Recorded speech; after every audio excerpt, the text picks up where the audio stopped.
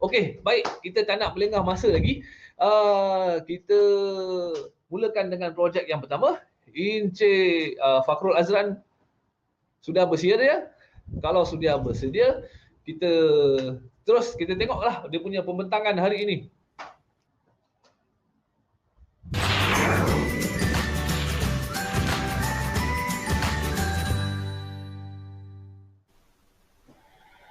Okay, Assalamualaikum warahmatullahi wabarakatuh. My name is Fakhrul Azran. I am the founder of the Flybots Technology Sdn Bhd. Okay, a little bit. Firstly, I would like to introduce a little bit about our company. Okay, Flybots Technology Sdn Bhd is a robotic engineering company that had been founded by this year in 2020. Currently, our office at Bandar Baru Bangi, Selangor.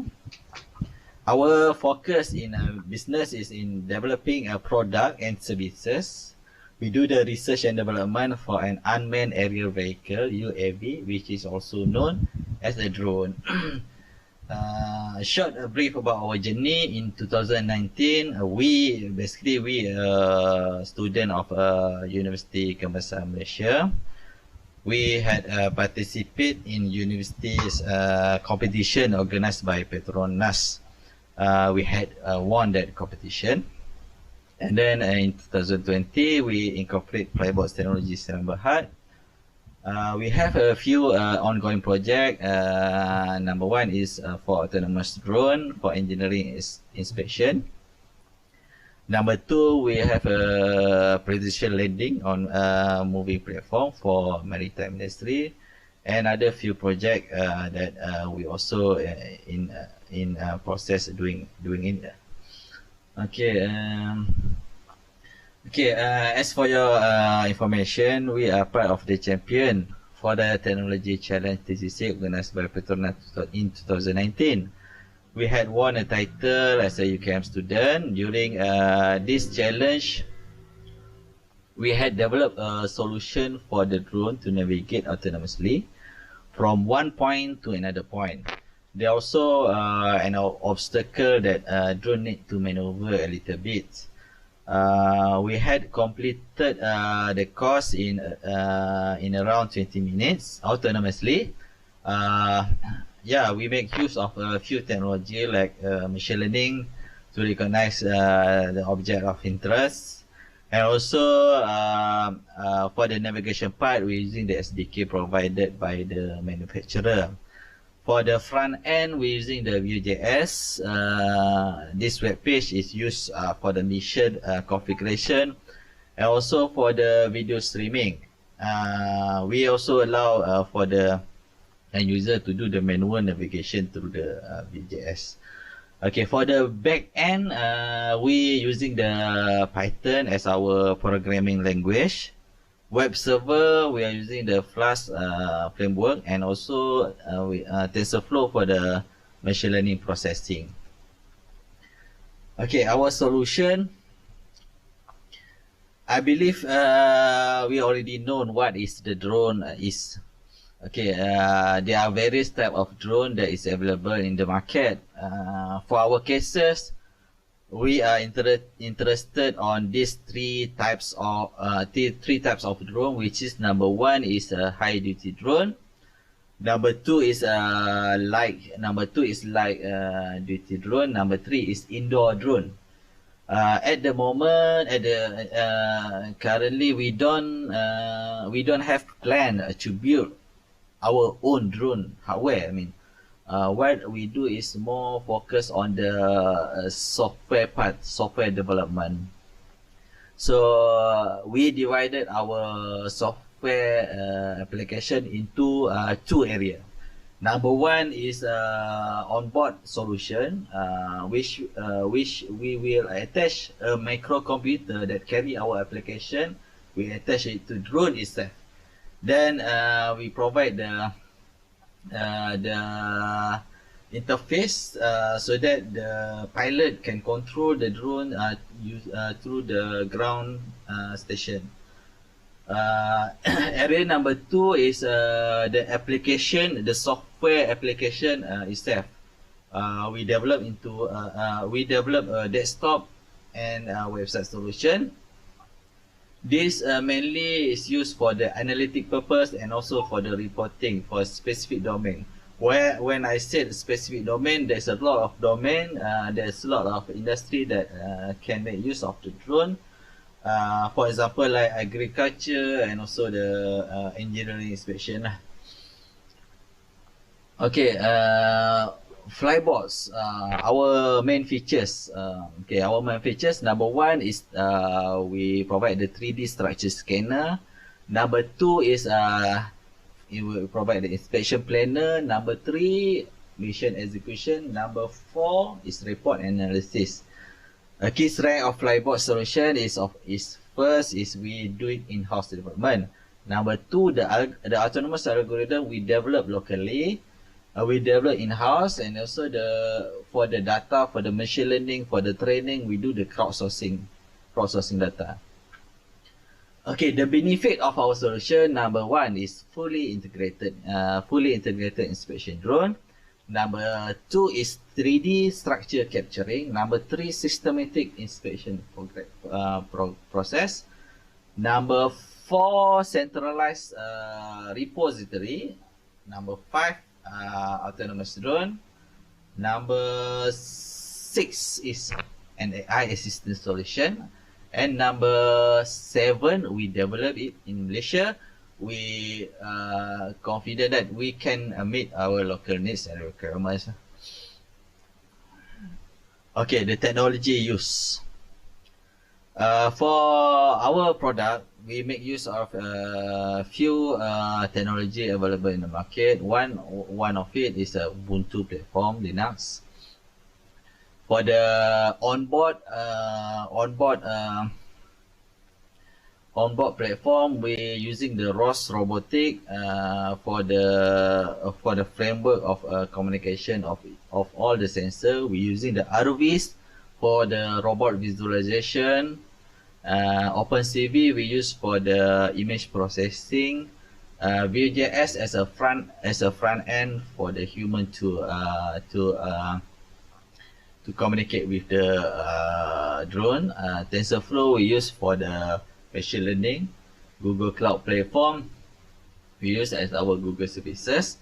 Microsoft Visual Studio, this one we use for our desktop application development, and also the NVIDIA, the GPU that we use for the image processing lah. Then many more. There's a lot of another framework that we also use that I didn't mention here. Okay, our drone application. Okay, there's a lot of use case that commonly used in commercial that using the drone. Number one, normally we know we have a lot of aerial photographer, videographer that use drone. And also the drone is also used for mapping and surveying. Nowadays we have a drone for agriculture, outdoor inspection and indoor inspection, mainly in engineering inspection. Most of the product currently are from the overseas, and also for the public safety lah. Okay, for the engineering inspection, a lot of benefit that engineering industry can make off by using the drone. Number one is save cost. Number two, save time.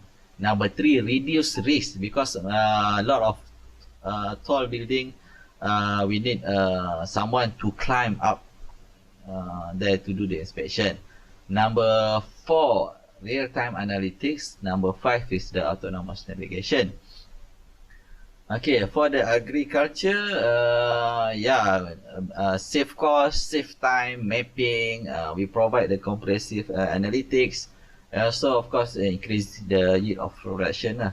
In our use case, we are currently analyzing the soil and crops. Soil and crop for their health monitoring lah. Our crop is mainly on the maize product.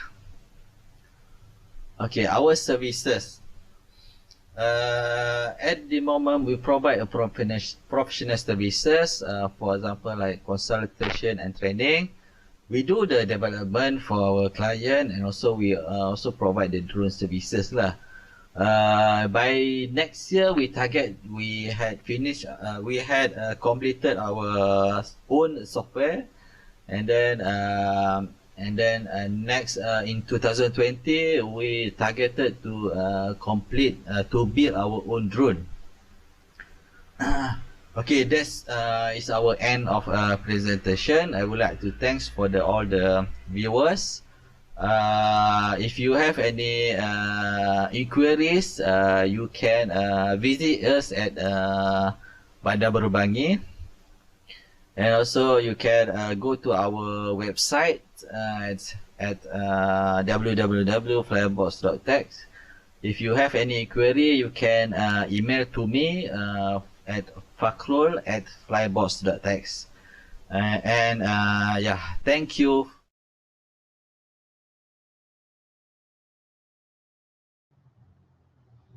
Baik, terima kasih Encik Fakrul. Okey, kita tengok kalau kita ada berapa soalan. Kalau tak ada, sebenarnya saya pun ada soalan. Saya ni faham, kita tengok apa yang dibentangkan tadi kan. Jadi mengikut kefahaman saya, Flybot ni dia bukan fokus pada drone itu, tapi fokus pada software. Begitukah? Okay, untuk buat masa sekarang, kita fokus on the platform application, the software side. The drone normally we use yang drone available di market lah, mainly contohnya macam DJI ataupun Parrot Hanafi. So kita akan guna sebab drone dia orang provide sekali dengan SDK, programming SDK, so that kita interface application. Jadi bermakna software tu, okey, kalau drone itu dia dah ada software, dah ada SDK dan sebagainya. Software itu bukan pada drone itu, tapi pada piloting software, desktop software yang macam tu. Yep, dia dah ada software, tapi application yang biasanya dia provide is mainly for macam untuk fotografi, photoshoot. Our focus lebih kepada industri, contohnya macam buat engineering inspection, so that kita make use on the camera that kita gambar yang kita dapat daripada feed camera, kita masukkan elemen machine learning kat situ, and then kita guna SDK untuk piloting punya command. Okey, sedikit sebanyak saya mula faham lah Flybot ni apa istimewa kan. Jadi bermakna macam kalau saya pilot ni, saya pakai Flybot punya ni, benda tu dah ada equip kata nak untuk identify. Sekarang ni banyak guna untuk apa? Apa contoh industri? Currently banyak on the engineering inspection. Contohnya macam kita nak tahu crack, nak tahu corrosion, karat apa kan. So kita based on ada dua phase sebenarnya. Satu based on image, satu lagi drone tu carrying the tool itself. Okey, yang Flybot buat sekarang ni yang banyak digunakan? Kita kita ada buat both, tapi kita untuk our own application kita fokus on imaging lah. Bermaknanya kalau saya pakai Flybot ni dengan Flybot punya software, saya dah fly drone tu, dia dah ada macam recognize, ada petak-petak yang biasa kita tengok tu lah macam AI. Dia ada, ini barangnya, ini cracknya. Jadi kat situlah strength Flybot ni. Okey, kita dah mula banyak dapat soalan ni. Yang pertama sekali kita go through satu persatu yang sempat. Apakah fokus utama pembangunan drone dari Flybot? Adakah untuk agriculture atau keselamatan? Okey, seperti yang saya cerita dekat Cik Izzuddin tadi, our main focus adalah untuk engineering inspection. Agriculture kita ada juga some requirement, and then kita ada buat studies contohnya dalam jagung untuk tahu soil and crops health. Tapi our main focus currently for engineering inspection. Menarik. Kalau ada daripada kita punya panel bukan yang pembentang ni, kalau nak tanya boleh terus tanya sebab dia orang ada mic dan sebagainya. Seterusnya untuk public ada yang kita boleh guna ke Flybot ni? Belum lagi. Kita target by next year awal next year baru untuk industrial organisation lah, bukan untuk public. Kita ada seorang software tester ni lah. Jadi memang very seasoned software tester. Dia tanya, boleh terangkan bagaimanakah software tersebut diuji?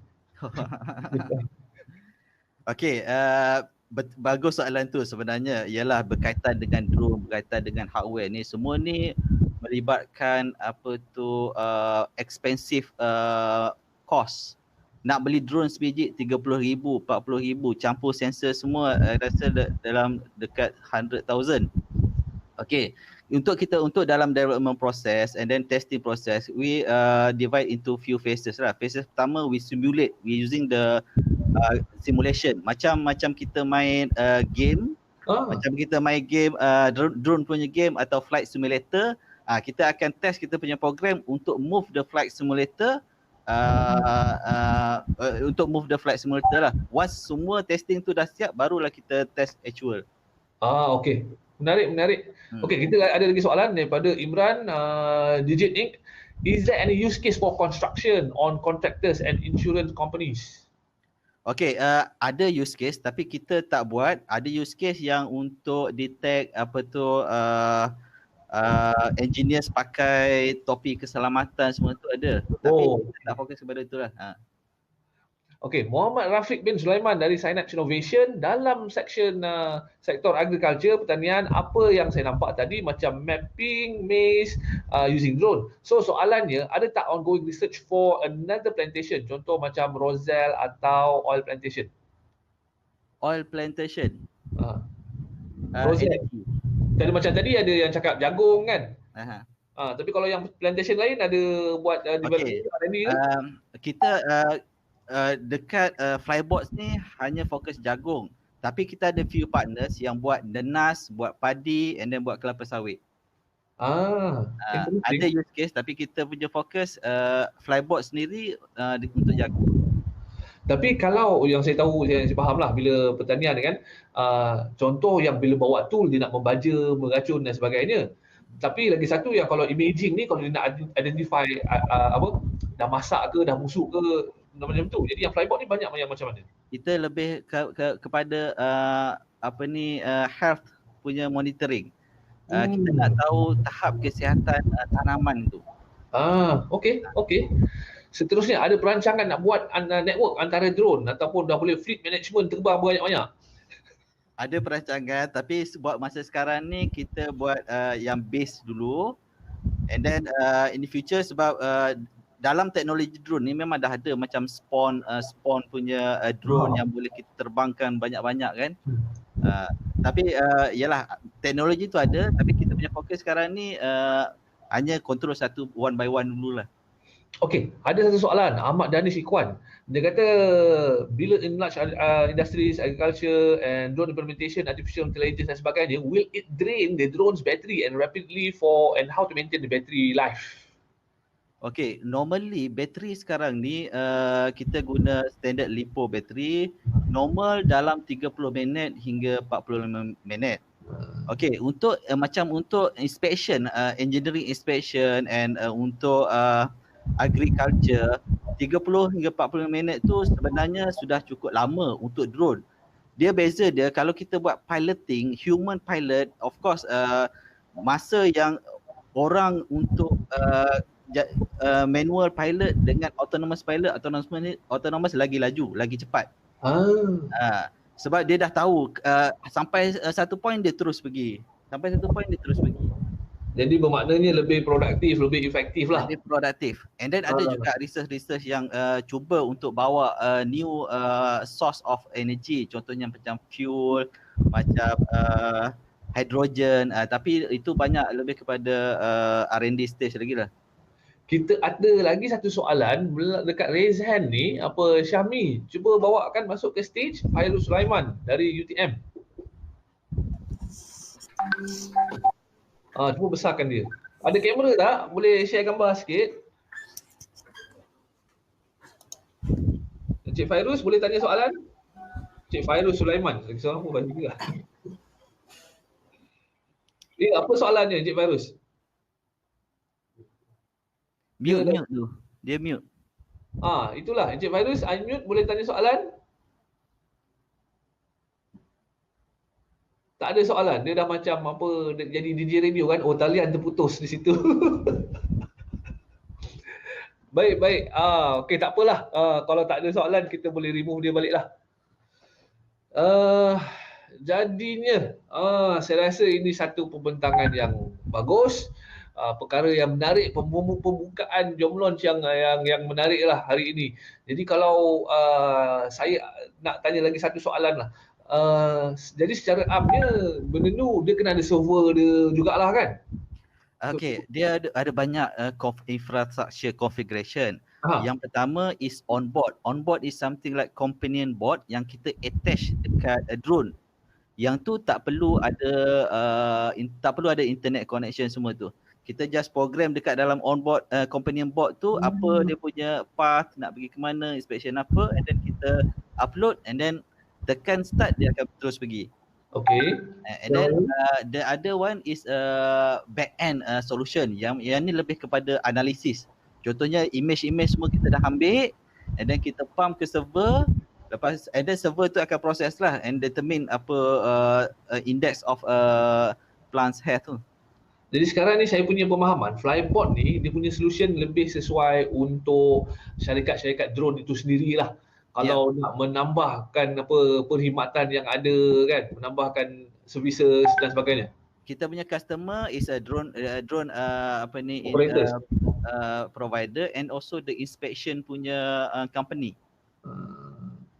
Contohnya macam building inspection company ataupun DOSH ataupun Sirim kan, dia buat inspection. So that's our customer.